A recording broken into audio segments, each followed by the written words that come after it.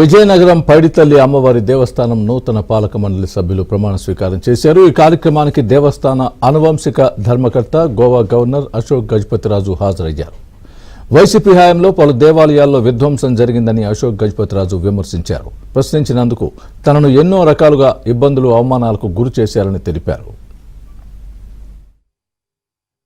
450 మంది పిల్లలకి భోజనాలు పెట్టి చదివించారు. అయితే ఆ ధ్వంసం ప్రభుత్వం కనుక, సోమర్పోతు ఈవోస్ కనుక ఆ పిల్లల కడుపుని తన్ని కన్నడం మంచిది కాదని నా పైన కేసులు ఈ రోజుకి కూడా నడుస్తాం. మన మాన్సాస్తి గ్రాంట్ పైన కూడా నా పైన కేసు ఉంది.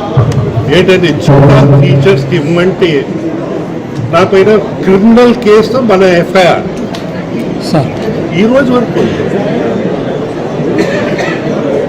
మానవత్వం నశించిన ప్రభుత్వాలు ఉంటే, మానవత్వము పెరిగి వాళ్ళు ప్రజాప్రతినిధులుగా ఉంటే మీకు రాజ్యాంగం పని చేయదు, చట్టాలు పని చేయవు, గవర్నర్ గారు నోటిఫికేషన్లు పని చేయవు.